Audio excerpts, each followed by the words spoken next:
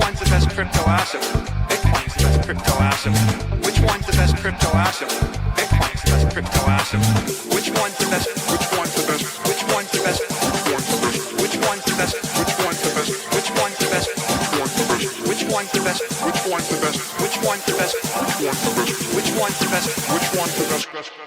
What's the second best?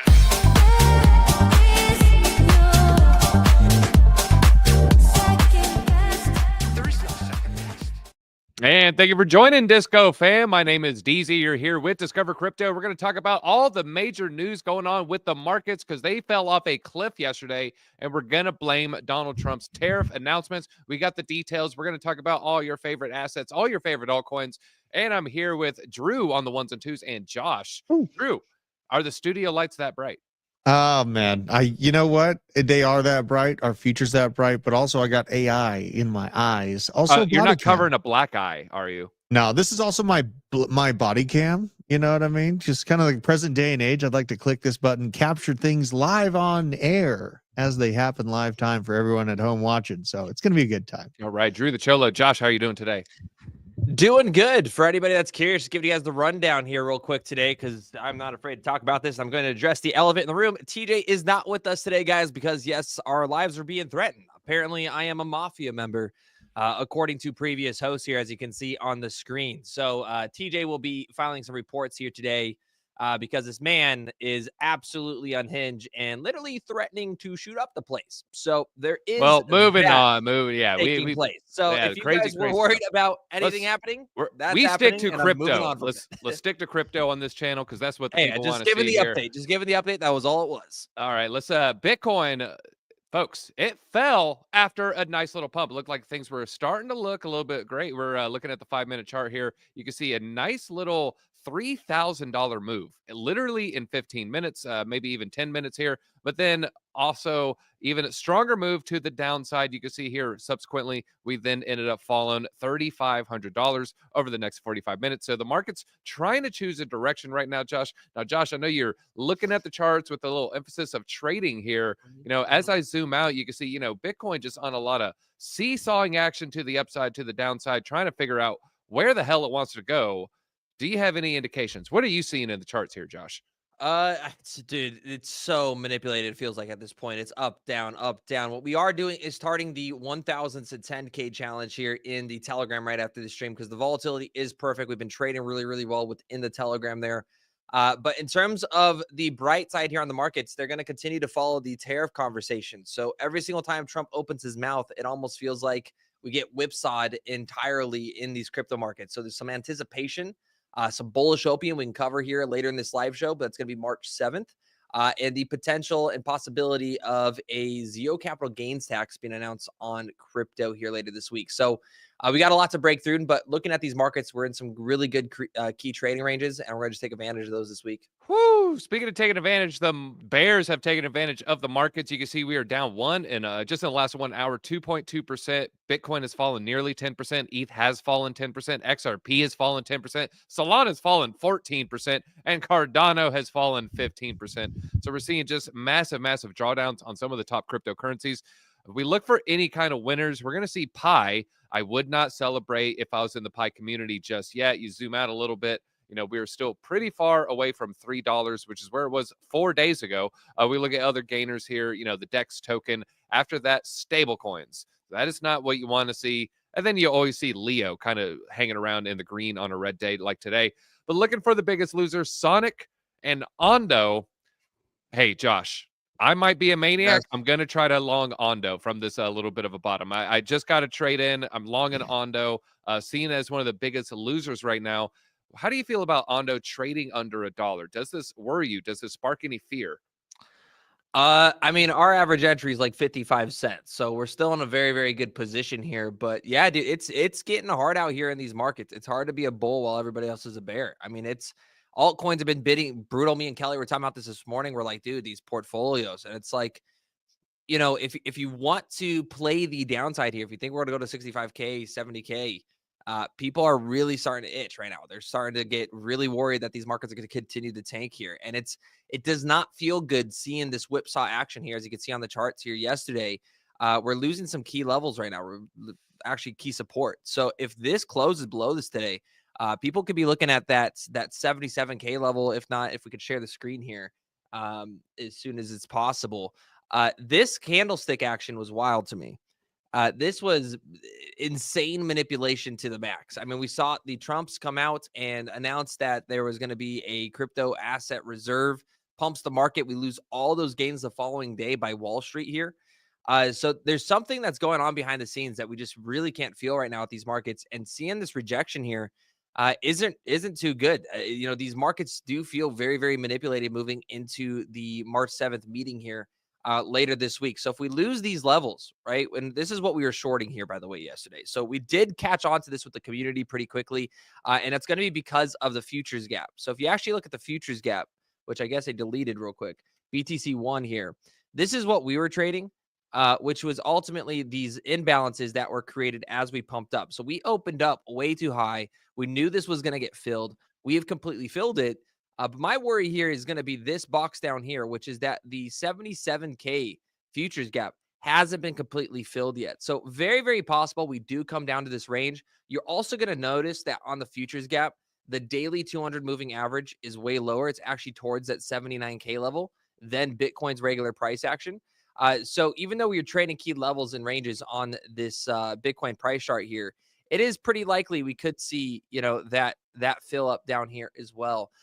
So no matter what, I think these are the key areas to start dollar cost averaging into. What does that dollar start at that bottom yellow box? It starts at $77,560. And then man. I just look at this chart. Look at these candlesticks. It is just, dude, it looks like a battlefield, man. It is ugly. It's uncertain. Wall Street is not happy with what the Trump admin has been doing. And these tariffs, man, these tariffs have been a brutal conversation. Yeah, speaking of brutal, looking at some of these other altcoins, Sui, WorldCoin, Render, we're seeing a lot of coins that are down 20% right now. People said, I'm going to get stopped out in the trade. The trade has actually doubled in profit. We're going to have a link down below if you want to trade. Highly recommend LBank, so check that out down below. But looking here, near protocol, I mean, I'd stay away from Trump, but Chainlink is down nearly 20%. Now, Drew, I know you're a Link Marine. I know you're a fan of this protocol. I know you like oracles. You even bend a spoon every now and then. What do you feel about a $13 Chainlink? Is this a buying opportunity, or are we going to come down to this trend line that you kind of see that, maybe I'll go ahead and measure that. Let's see where that's heading to. Yeah, measure that. I haven't felt like buying Chainlink since $5. And I actually recently just did add to my Chainlink position. So I bought Chainlink at 3 different times at $1.90 or about $1.50 actually, $5, and now at about $13.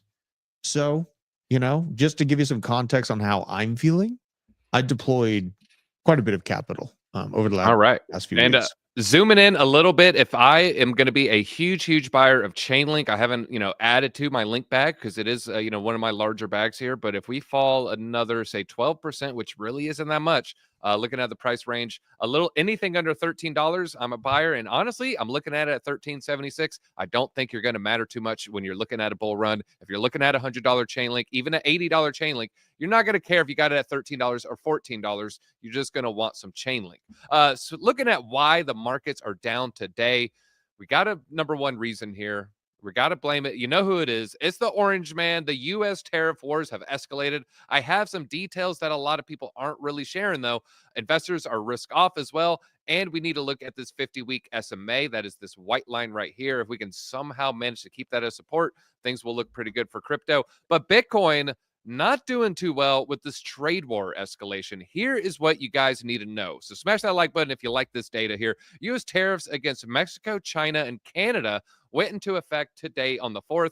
Beijing responded with up to 15% on their U.S. exports. Ottawa hitting back with 25% on $100 billion worth. And if we look right here, the selling behavior, similar to the declines that occurred with the previous tariff threats, namely around February 3rd and February 28th. Now, Josh, do you have any long-term worries or short-term worries about this trade war, this tariff tit for tat? Not really. And I fall under the more positive side of this outlook, which is I think that the tariffs are creating an immense amount of fear, uncertainty, and doubt. And there is very good reason to have fear, uncertainty, doubt into the markets. But I believe it's not going to be as a negative impact as people like it to make it out to be. So, I think the worst of the obviously all the announcements have taken place. We have the reciprocal tariffs that will be embedded if other countries don't abide. But when you look at, what's happened with Canada and Mexico, those tariffs just went in through this morning at 25%. And then, of course, China is April 2nd. So, I think from the majority part, we've seen that price did now into these markets. And so really what we've been waiting for here, and this is where I've been talking about purgatory on a macroeconomic factor, is we have to wait for the trading calendar here. So if you show my screen here, this is what everybody needs to be paying attention to. And it's unfortunate, right? I wish I could just say, oh, we're going to moon. We're going to go to, we're going to 5-10x our entire portfolios here over the course of the next 2 months. I do not side with the bears whatsoever. I am very bullish on these markets. We have the most crypto bullish president in history. I think that what they're doing with tariffs is going to end up being a net positive. You just have to realize that the fiscal and monetary policies they are establishing won't really go into effect, and you won't really see it for months to come in these markets. So if the tariffs and everything they're embedding in here, what we have to pay attention to, type 3-star here, guys, on trading economics. Everybody should be using a trading economic calendar. If you don't have an economic calendar, you're going to just destroy yourself trading here. And just look through what the major updates are. So Friday is going to be the next biggest key watch here. And make sure you guys hit that like button, subscribe. If you're on X, repost, because we will be live at 12:30 p.m. I'm probably going to roll the live stream in the morning into the afternoon stream there. We're going to be live for a couple hours. Maybe I'll bring Kellum on as well, or maybe actually even Drew, if you want to join us from the basement here. But the Fed Chair Powell here is speaking on Friday. And so we really want to pay attention to how the Federal Reserve is reacting to these new fiscal policies being put into place, because Trump, Scott Bessent, and Howard Lutnick, their entire team is focused on reducing the long-term yields, bringing down inflation without going through the Feds. So if the Feds at all come out with a bit of a dovish demeanor, and we get that right now, markets are pricing, I'll show you here on Fed Watch now. This is the biggest watch tool we should be watching for the markets. 15 days until the next FOMC meeting. Right now, 87% of the market believes we're not going to see any single interest rate change. By May, they believe about 50% of the market thinks we're going to see a 50 basis point rate cut, or not 50 basis point, but 25 basis point rate cut. And by July, you have roughly 60% of the market, 80% of the market pricing in a 25 basis rate cut. So if we get a dovish demeanor, that could be your leg up and that kick up moving into March. You will also have your tax returns. You potentially have Doge looking to issue $5,000 stimulus checks back into tax holders this year. There's a lot of things that are on the table that could be good for the markets. So really right now, it's about finding those like hidden gems. It's about finding those areas that, are good for dollar cost averaging. And I would argue that right now, Bitcoin and your blue chips are great DCA levels around these ranges. And that's what I'm watching for right now. It's going to be really that macroeconomic data that pushes us out of purgatory. And from there, we can get really excited about the Trump administration. I see a lot of people talking about the tariffs. We're going to have a little bit more on that. A lot of people talking about that trade. Well, the trade has doubled again. We went from 15% profit to 30% profit, and now we're at 60% profit. If I could just share the screen. I'm exaggerating. It's actually only 57%, folks. Martin Green here with the $2 super chat. Is Ondo a good buy? Just bought in for the long term. I am still a fan of Ondo, and I think it is an excellent entry price, if you ask myself here. Now, I want to talk about the tariffs here. People are saying, what kind of impact? Well, here we have a live impact. Look, this is we're going to zoom in on the Dow here, and the negative number, 409. This is how much we're down. It starts bleeding. You can literally see the stock market plunge in real time on Fox News as Trump announced new tariffs. Audio's gone. Chill out. Yeah, so you can just see Does anybody have that very, audio? very quick cascading. I don't think anybody had that audio. Even with or without the audio there, you can see, just falling, definitely real time. What just happened? We got just a quick assessment. So we started 300 points up yesterday at the market open, and then ended up falling 1,100 points just in hours between 10 to 3:30. It erased a whopping $1.5 trillion in market cap. I'm just going to kind of hit some of the major points here. A lot of it was, started with the strong note. we have people kind of, on both sides of the tariffs. One, it's going to bring jobs to America, as evidenced by, I think this is a TSM. There's 5 facilities in Arizona, thousands of jobs. They're going to invest $165 billion that they were not before the tariffs. However, the tariffs also have downside. Here he confirmed the 25% is going to begin tomorrow. That's when you end up seeing the 409. That's when you end up seeing in real time right there. Is there room for Canada and Mexico to make a deal? No. No room left for Mexico or Canada. No. The tariffs, they're all set. They go into effect. The markets did not like any of this. If we look at some of the numbers, this is how long it took Trump to raise tariffs in his first term. This was, it was a slow and steady race here. You can see recently, very, very fast impact on the tariffs. Very, very fast. It took him 2 years to raise the tariffs this much during his first term. I was not aware that, just the rate of expansion here. And if we look just finally, the other side, people are talking about, well, Canada is going to retaliate. Canada is going to do this. I do want to, kind of play both sides here. I don't know what Canada can do because here, Canada thinks 25% are not fair.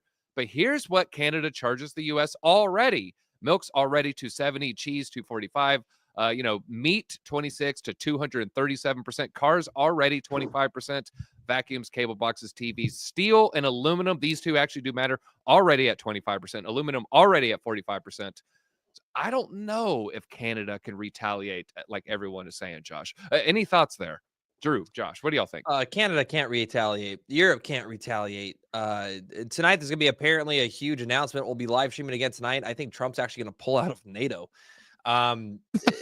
We literally fund the entire global It's a thorny economy. subject So right there. it's very, it is, but it's possible. And it's pretty funny watching, these second, and well, they're all first world countries, but the U.S. is the dominant player. We have military places across the globe. The United States is the reason why free trade is even allowed. So, these reciprocal, like, tough guy BS, when we literally fund hundreds of billions of dollars to the social programs in Canada itself. You look at Quebec and Alberta's weird trade ties that they have between each other, where I don't know if you guys realize this, but any profits that they make, they have to share with one another. They have very interesting trade policies they've created over the years. And I think it's all tough guy talk. I think they're going to all fold to the United States, and it's only a matter of time. We got a member chat here. Trump's going to put Zelensky in his pocket and take a Canada Air flight to home with him. Well, Trump Airlines, no, you know what, if he still had that, but he still has his one plane. So yeah, maybe potentially, folks, maybe potentially. Let's talk about the Fed forecast. I don't know if you guys have seen this on your radar. Josh, I don't know if you've seen this, but the Atlanta, shout out to the old local branch here, Atlanta Fed now forecasting Q1 real GDP growth is going to be in the negative, and it's going to be in the negative 2.8%. If we look here, shrinking. They're calling it the Trump session. And remember, this will be a technical recession if we get it 2 quarters in a row. So the U.S. could see the biggest contraction since COVID-19. And so this is going to be the fastest rate since about 4 or 5 years ago. And they're now forecasting the GDP to fall 2.8% in the first quarter of 2025. This is a huge change from just 1 month ago, where the GDP was tracking close to 4% growth. So it went from 4% growth to 2.8% contraction. So you're looking at almost 6.9%. It's only 6.8. The new forecast differs, like we said, large difference here. America's GDP hasn't shrunk by more than 2.8% since April, May, and June 2020. We all know what was happening around then. That's when it fell 32.9%. I was not aware it fell that much back then. The fall may have been contributed by the trade deficit that happened in January. The trade deficit most likely came from businesses front-running the Trump tariffs here, front-loading their imports before the first round was implemented here. But not all. This is where people aren't really covering both sides of the news story. I know that's why we try to stay fair and balanced here. Not all GDP models have this grim outlook like Atlanta.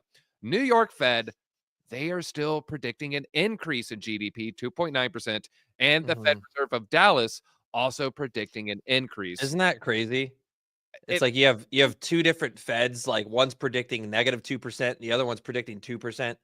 That is it's crazy. Have you guys covered the what makes up the GDP of the U.S. currently? Like, is that the context of it? I think matters. It's a lot of governmental spending. Government spending. Wait. And If the healthcare. government didn't spend, we wouldn't have inflation. Well, it's a lot of it's through employment and the valuations from there, but also the healthcare industry. So 53% of our GDP stems from federal workers and the healthcare industry, which both are, I mean, RFK hasn't even gotten started on gutting that section of it. Then we also see Elon Musk getting a pretty good start on it. There's going to be pain here, and with that pain is going to be the necessity for the Federal Reserve and the Treasury to basically pull their levers to keep the economy moving forward. This is where the chaos theory of crashing the market, creating blood on the market, and then the institution, the need for quantitative easing. Well, speaking of blood on the market, this is a great question. What price do we fall to before Bitcoin bounces? What do you guys think here? Man, I mean, I have multiple longs right now from 80K. I think we could bounce now. Yeah, we're scraping the bottom of the barrel here, is what I would say, DZ. All right, and we got a $10 super chat here. Let's see here. Foreigners cry, it's not fair. He's a bully. No, you guys milking our labor and taxes for years. It's not fair and bullying. We are the world's S word. Don't even stop blaming the man. We mandated him to do exactly this. So yeah, a lot of people are very, very happy with what's going on. And I think when you see kind of the import tax that they have on cheeses and aluminum and other things, not the cheese. Not the cheese. You know what? Just stay away from my eggs. That's all I got to say. Let's talk about this gap real quick, because we're talking about what are the downside targets. Here's Caleb Franzen with a pretty good take. There's no rule that the bottom of the gap must be filled. If the gap exists between 85 to 94, any retracement back into the entire gap is considered filling that gap. So if it only falls to 93, it is considered filling that gap. Trust me, he's been doing this for a long time. Any thoughts? Well, that did not age. That aged like milk. That aged. No, it's from 2 hours, 4 hours ago. No, that's from yesterday. Oh, you are correct. Correct. So we've not only filled that gap, we dropped below 85K. Yeah. So, yeah. Well, that doesn't. He didn't say it wasn't going to fall. That he's just speaking to the point of falling partly into the gap fills the gap. Do you have any? Yeah. I don't know if you have any thoughts on that. I mean, historically, 70. It's like 80 to 90% of the time the gap fills it up all the way. We've done that math about 1 million times here on the channel. So I would just say, actually were the one who did the math. I'm okay with seeing that, but yeah, the numbers are around 85 when I ran them. God, like about a year and a half ago. They're probably closer to a flat line 80%. What Caleb's referencing, we did fill a portion of that. We went down to about $78,000, 78 and some change. So we did. Yeah, we didn't fill the earlier gap. To your point, right? The old gap was that 74 to 78, correct? Right, and then we have them existing from 3K, from 9K. So the longer the market's in place, then the more gaps are going to be created. So we did fill a portion of the $77,000 CME gap. Is kind of what I believe Caleb is referencing. Caleb is an incredible chartist as well. So what I think, in my opinion, is I do agree with him. We've satisfied quite a bit of those orders within that 77 to, I think it was about 78, 9, that general range of it. Now, really, with the Friday announcement coming up, I honestly, dude, I am so damn excited to cover the markets when we're in this much pain, because this is where I buy, and this is where my life changes again. You know what I mean? Every single time I see this amount of fear, this much copium from these people, and anyone that's not been in this market for multiple cycles, no one should be taking advice from, because they don't have the context of how much pain can happen while things are also going good at the same time. They don't have the context to explain it. So yeah, we got a good question, kind of backing up a little bit. Define gap, please. There's Chicago Mercantiles Exchange, and when they have a trade that closes on a Friday afternoon, late Sunday evening, some would say early Monday, late Sunday evening, the markets were closed, and then they reopen. The difference in price from Friday night to Sunday evening, that is what they call the gap. Typically, if that price runs away, it will come back down to that gap. Even if it runs up, 10, 20, 30, 40%, a lot of times it will get pulled back. We do have the real chart. This is the real TA, folks. It was a God Bart the whole time, just we weren't aware. So I just wanted to put that on someone's radar. Pretty funny. I added to that exact same post. This actually is a Marge Simpson pattern. If you go down right there. Oh yeah, there it is. That's a Marge Simpson. Folks, that deserves more than 3 likes and 52 views. So yeah, give him a shout out. All right, let's move forward here. Now let's talk about that 50x whale. There's a lot. We were joking like it's Eric Trump. I obviously didn't think it was Eric Trump. I thought it was barren, but it wasn't barren either, man. So this guy, he actually tracked that 50x whale. If you don't know, someone 50x shorted Bitcoin right before Trump's announcement. The allegations were this whale definitely knows something. Well, someone got into the blockchain and they started tracking this wallet. Well, he tracked the wallet. Turned out he got his funds from fishing and is a roulette whale. Guy just likes to bet. He also closed his longs before the Trump second announcement, missing out on tens of millions of dollars. Folks, it's not Barron, it's not Eric, it's not Don Jr. Turns out he's just a gambler with stolen funds, not someone with inside info. So that should quell some of the rumors. I thought it was Barron and his buddies, man. I thought it was Barron and the buddies in the Discord there. Let's look at some of the pain that we've seen. Speaking of Barron, his mom is on the bottom there. All these assets, the percentage below price, the coin, Josh, the coin. This is the percentage below 52-week high. Gold leading the charge, everybody. Gold has only fallen 2%. S&P has only fallen 5%. Apple 8, kind of moving forward here. Bitcoin has fallen 22%. Palantir, Planet Tar, that is down 34%. Tesla down 42%. Dogecoin down 60%. Trump coin down 83%.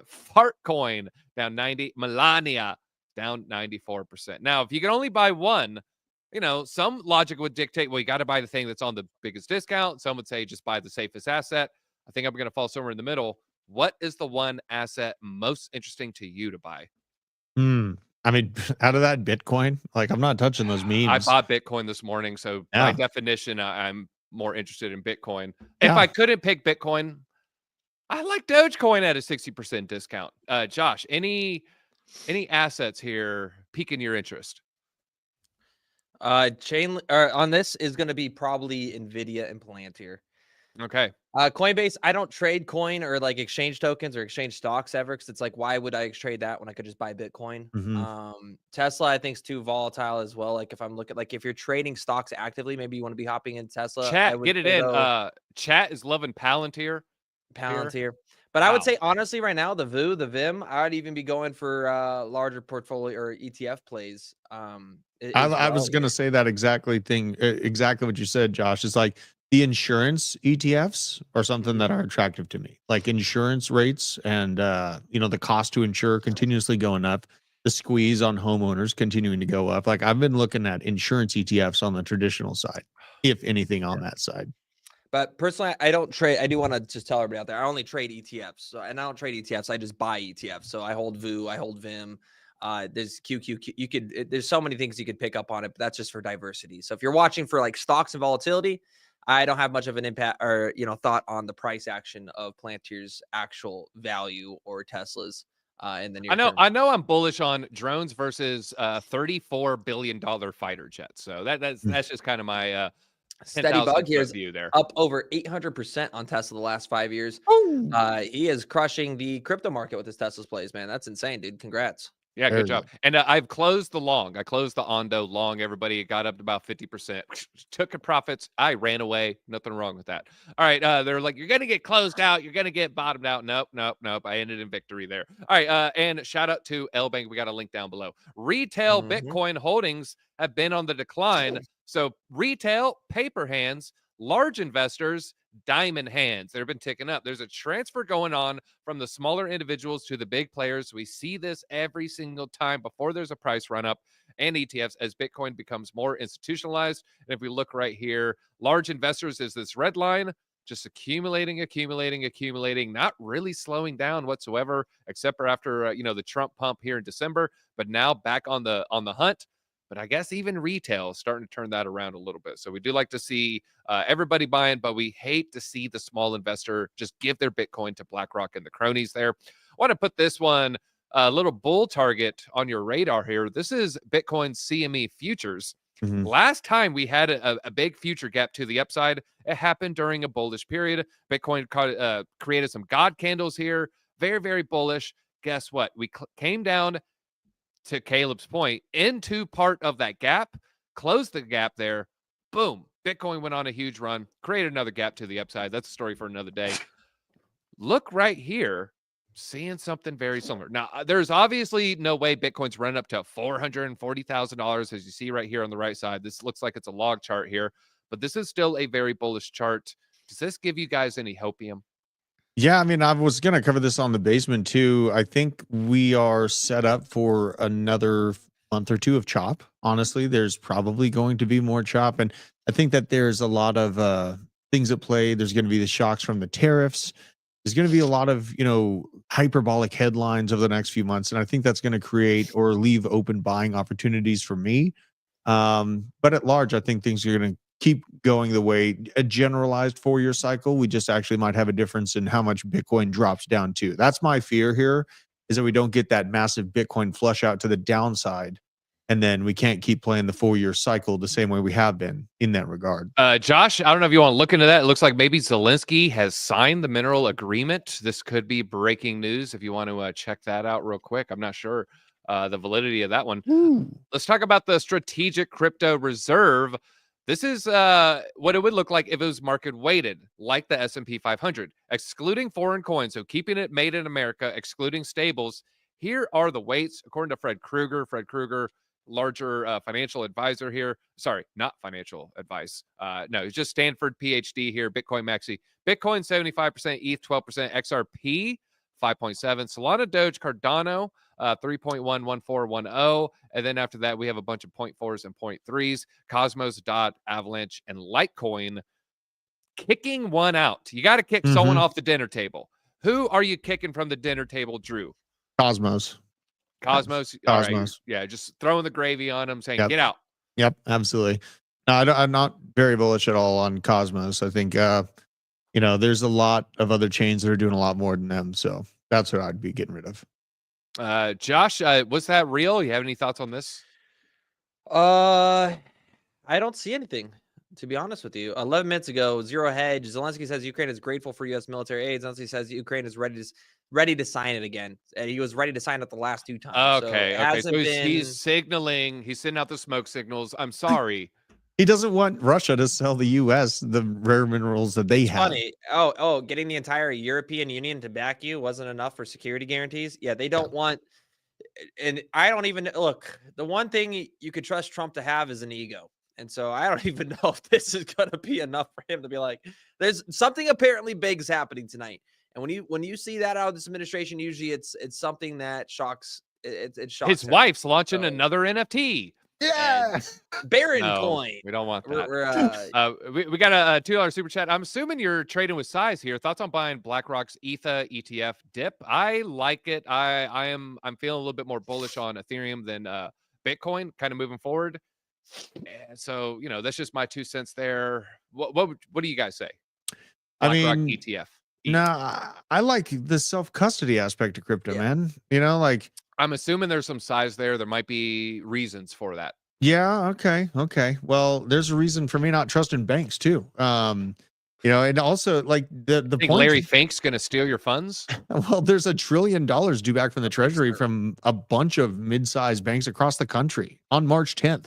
People don't realize that. Like the banks got an emergency lending program to them in March of 2023 to keep existing, to not be absorbed by the top 5.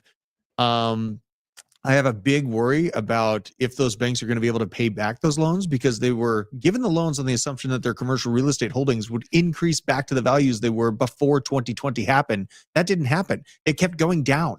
So you have a $100 million office building that's now worth $10 million. And they got the loans in March of 2023 and the assumption that the price would return back to where it was. It didn't happen. It went the opposite direction. They're in a lot of trouble. There's a lot of reasons to print dollars, right? This is what everyone talks about, that they want quantitative easing, but they don't understand the mechanisms that are going to cause that to come into place. There you go. You get it. Yeah. I love it. We got some metal bugs here. Are those silver or platinum or white gold chains? Oh, these ones? I don't know. I think they might be platinum. I don't even know what they are. This thing is actually the coolest part about it. Let's see here. This is a copper tensor ring. This is good for your vibrations, keeping your vibes in check. So check it out. All right. And he'll tell you what gems he has in his pockets if you send him a super chat there. All right. Let's talk about Trump's strategy with these altcoins. And is this Trump's negotiation tactics that we're looking at here? Trump's mention of XRP, Cardano, if I can share my screen here, Drew. Trump's mention of XRP, ADA, and Solana may be bait to secure Bitcoin and the ETH reserve. He's taking a page out of his real estate negotiations and pitching these altcoins as candidates for a crypto reserve. He seems to be following the ask for 1,000 and settle for 100 pressure tactic by pitching these altcoins. Critics are arguing against XRP and ADA for their supposed lack of real-world use case. Folks, we have a Cardano article and an XRP article that we're going to get into, so smash that like button if you hold these two altcoins, because obviously people out here, they're trying to FUD it. So Trump said on social media that he expects payments-focused XRP, Solana, and ADA tokens to be part of the reserve. The initial market reaction was huge, lifted the total market cap by 11%. The rally ran out of steam yesterday as market participants began criticizing Trump for either being misinformed or ignorant for backing the inclusion of XRP and ADA. People are quite upset about it. I don't know where you guys land here, but what do you think about this? Is the ask for 1,000, settle for 100 negotiation tactic? I don't hate that theory. No, I mean, the whole idea of including these American-based crypto assets is to foster American crypto growth, right? I mean, there's a larger play here, and there's a lot of companies that have left the United States. Trump is trying to bring them back. He's in tandem, bringing in hundreds of billions of dollars for AI infrastructure. And these are kind of intertwined narratives that I think are going to be talked about for quite a long time now.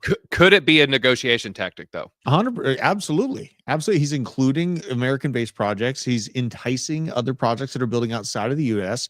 to now start thinking maybe we should come to the United States because we're going to get preferential treatment from the world's largest economy and the world's free world leader. Right now, Trump is outwardly doing it. He's enticing these companies in. Me and Kelly hosted a space, 500,000 people listened to it as these things broke. And this is a lot of copium that we have from projects that weren't chosen on that first and foremost list. It is what it is. Get over it. Like, look at what's actually happening. The easiest thing in this market to do is to just basically fade Trump's preferential list, David Sachs investment list through Bitwise. There's updates on that. Yeah, there's updates with the David Sachs thing. I don't know if you saw this, Josh. David Sachs sold Multicoin, sold a lot of these basically these crypto companies that we were covering yesterday. We scroll here. I guess he's been posting a lot in the past hour. The accusations that people are already very successful in business going to government to make more money is a lazy and stupid narrative. The real question, how did lifelong public servants get so rich? Like Nancy Pelosi, how she become the greatest stock picker of our age. So, you know, he's kind of clapping back. But if we look, I sold Multicoin to, I don't even have to at that point in time because the ethics process is still underway, but he took it upon himself to sell all his cryptocurrency and crypto focus funds. Yes. So something, just wanted to. Yeah, I believe Sachs when that happens. You know, we were talking about that yesterday. And, but let's go back to the previous conversation real quick, what were we just discussing? Because I just had a huge state that was at the tip of my tongue. The accusation that the lifelong public servants, how are they getting. Before David Sachs. Before that, we were talking about why is the crypto reserves? Yeah, the reserves. Oh yeah, the crypto reserves. I was like, the answer to this is so simple. It just have a weighted index of the top 10 U.S. companies. Trump and the Scott Bessent, the U.S. Treasurer, they want to establish a sovereign wealth fund. So that's the path they're going to go on, whether you like it or not. So with how you do this crypto, just make it weighted, make it completely mainly Bitcoin, and then weighted amongst the other, top 10 U.S. All right, well, I got the list right here. That is the most fair way to do it. That is the most. Who are you kicking off the dinner table here? Who's the Judas? Not kicking anybody off. If they're a U.S.-based company, you had to. Wait, what do you mean? That's not what I'm saying, though. There's 10 coins here. You get to make the list, but you can only include 9. Who do you exclude? You must. No, so I'm saying Bitcoin and then top 10 weighted U.S. companies, like an index of the top 10 like U.S. companies. Bitcoin's not U.S. People that think Bitcoin's U.S. Right. And let's Chinese. just say we do Bitcoin in the top 10 market caps, right? But let's just say we got a couple that are fluctuating. Their market caps are almost identical. They're swapping. They're swapping back and forth. It's a coin toss. Who are you kicking out, Josh? Answer the people. Cosmos is out. Cosmos. All right. Yeah, I felt like it was a politician. Right, dude. Man. I have too much ADHD and DZ's jumping around me like a little like. I was talking to Gavin Newsom asking where's the rail money. One subject at a time. All right. Let's talk about Cardano and XRP here. We said we'd bring it up for you, folks. Cardano creator makes Elon Musk a unique Dogecoin offer. What is going on here? So a surprising idea just hit the crypto world. Charles Hoskinson wants to upgrade Dogecoin. The big picture, main currency of the X platform.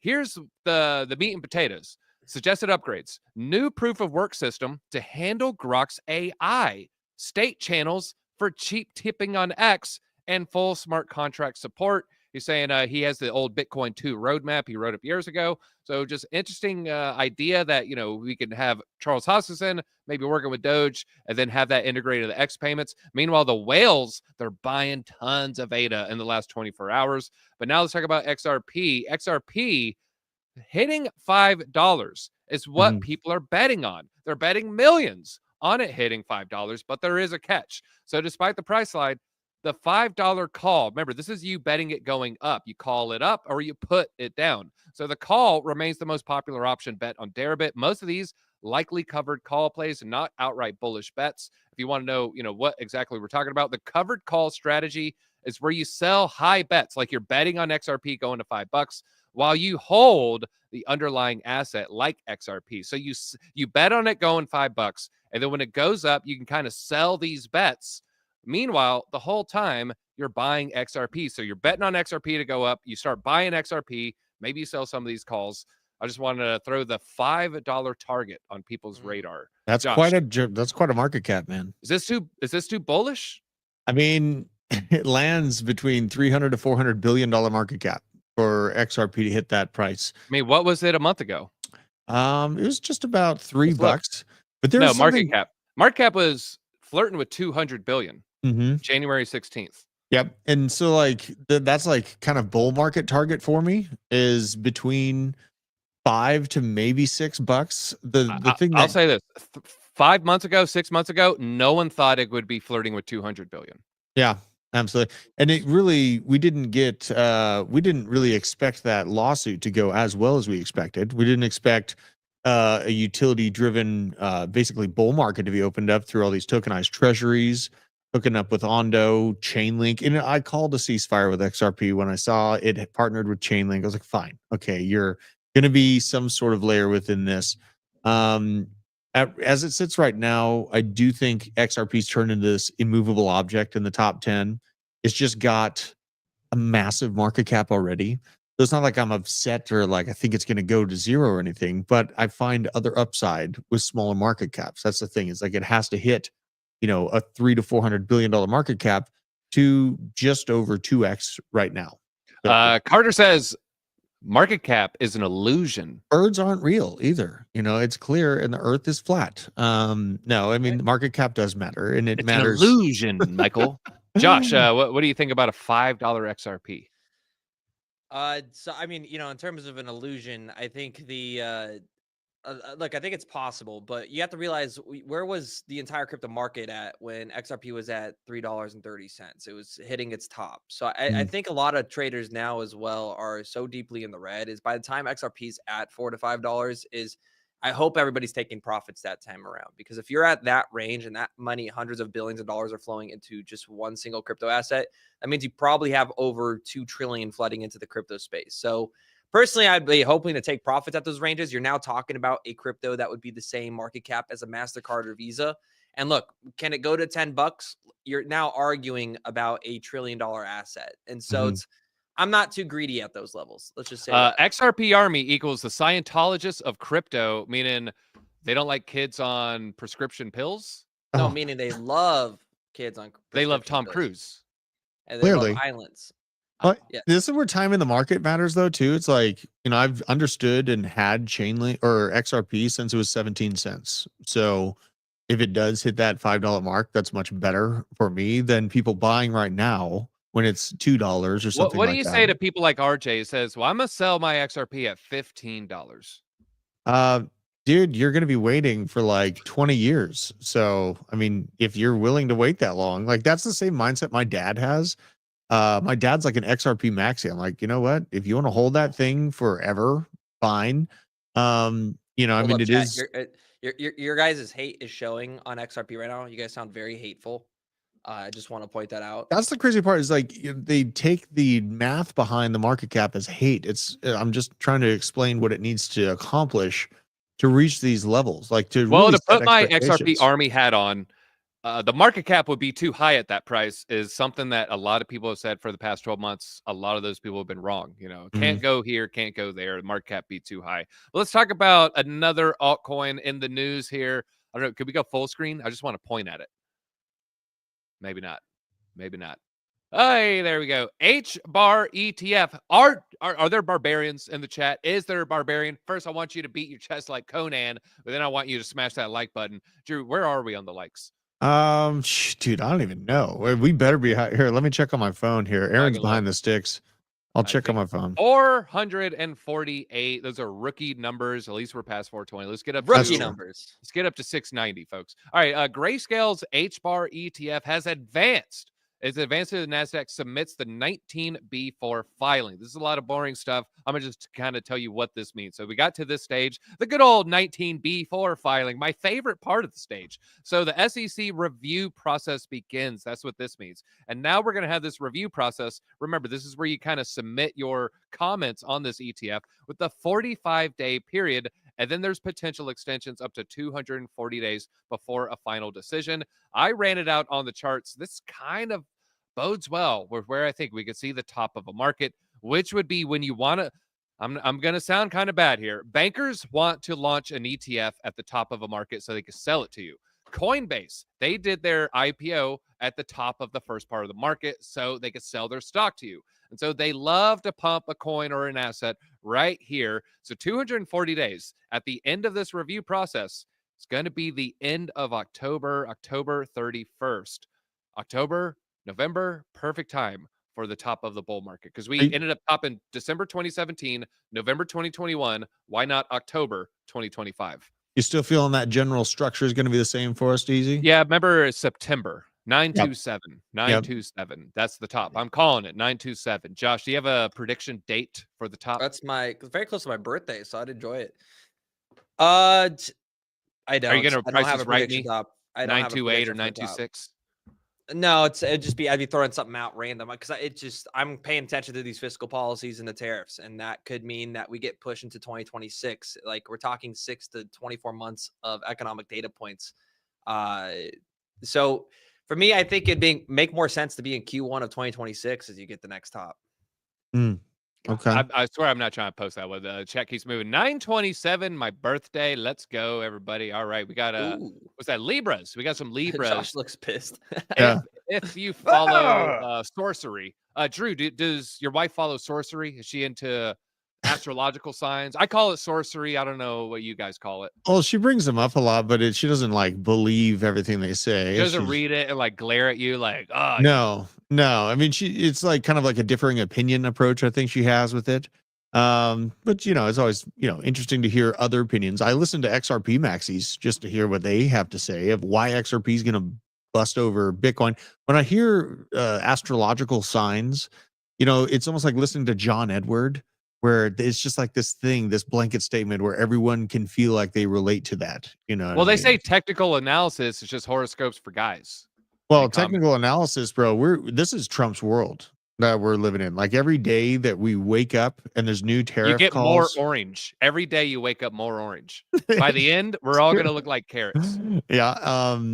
Like really, TA, it matters, like, I guess in the short term, but like long-term macro, it's either you're leaning into American dominance succeeding and these tariffs being a good thing in the long term, or you just think that it's all going to hell in a handbasket. So me, I've collapsed previous. I have my own chicken farm. I have my own Second Amendment rights all over my body. Right now. One in the chamber. One at my back.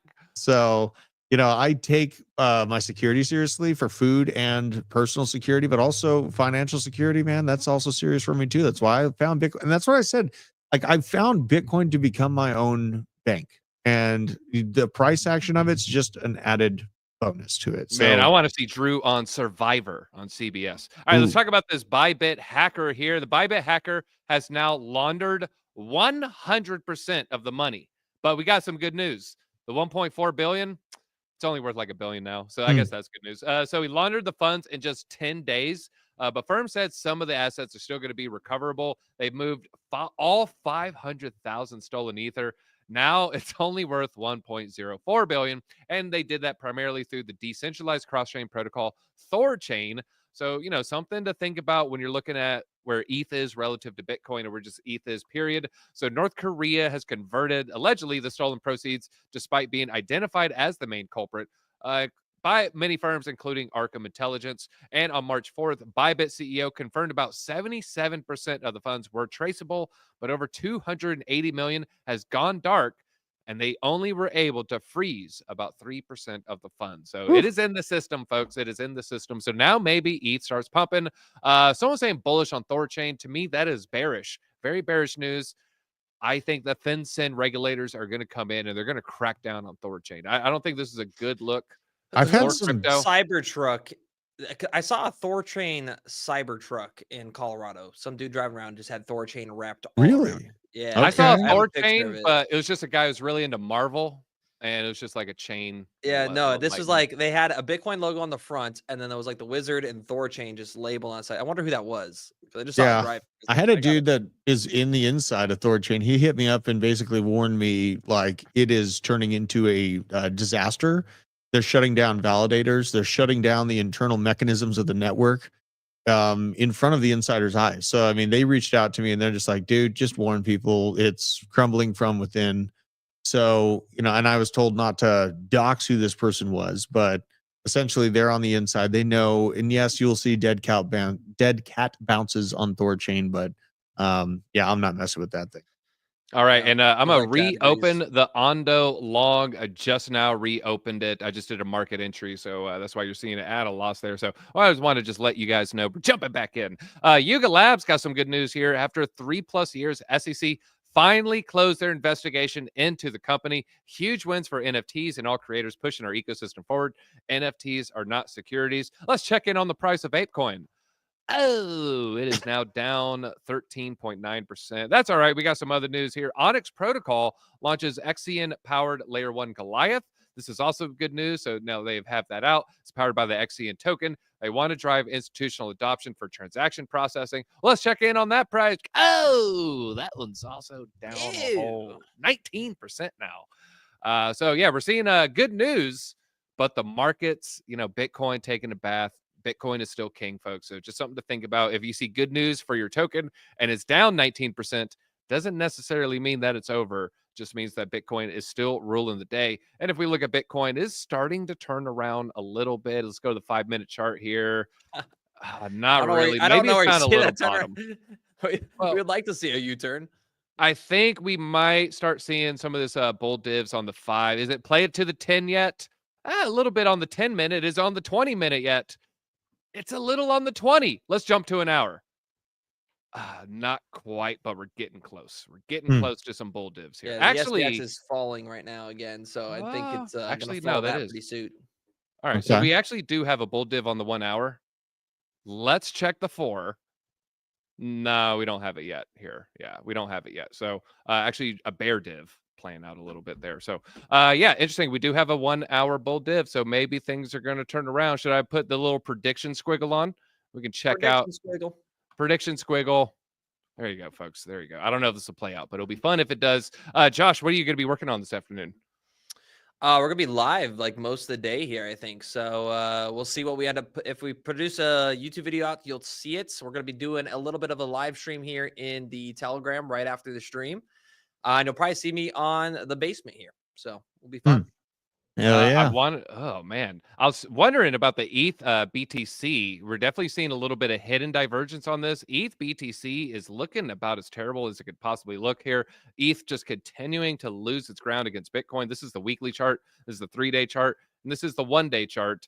But we are still above that flash wick down where Bitcoin, everything was just down horrendously. And we go the 4-hour. Maybe I ETH. think it's Maybe North Korea's done. for some hopium. Yeah, we'll be watching the congressional hearing tonight here to see what he's going to announce because it's supposed to be massive. Yeah, if you guys are entering trades right now, it's just really be cautious, man. I mean, this market is not bullish whatsoever. You're relying on like literally Trump tweeting out something or something to like a bullish news article to push it into that forward momentum. So I'd be very cautious on that. Wait for the SPS to bottom out here. But I'll be live here tonight, so you guys will see it. Just make sure you guys subscribe. Don't miss this. Apparently, it is going to be one of the biggest things Trump has done in his administration so far, and it might tank the markets. So we're going to just watch. All it right, live someone together. wants some Link hopium. This is dubious speculation at best. Link BTC chart. Last time we had a Link run, ended up pumping. This was right around November. So this is the Trump pump. We saw a nice little falling wedge, which is typically a bullish signal. If you look at the end of the falling wedge right before we broke out, we had a little bit of an M pattern. Well, what do we have right here? We broke out, fell below, little bit of an M pattern. I'm not saying obviously he's, oh, well, it did it then. It's going to pump next. But it's nice little hopium for you. So there you go. There's your Link Marine hopium out there. Smash that button if I gave you a little bit of juice, a little bit of pep in your step today, folks. We really appreciate it. I'm going to go work on, might need to do some more exposing of these tariffs. What do you think about that, Drew? Yeah, that's a good idea. Also, like, really, there's so much fear, and I can understand why Josh is worried, man, but we are literally sitting in like a miracle market. We have regulatory clarity coming into the crypto market. We have, all the reasons that the Fed doesn't want to admit to start up their quantitative easing process and to keep banks alive in the United States. And really, are you in this for the ethos of a decentralized system and freedom being given to you to be your own bank, or are you in it for the quick buck? If the option is number two, you're likely to get wrecked because things are going to get more volatile, more violent to the upside and downside. And you better buckle up. It's going to get crazy this year. So I'm here for it. All right, So folks. Josh is worried. Time to buy, guys. You're welcome. He is your buy signal. That's all we got, folks. Hit that like button on the way out.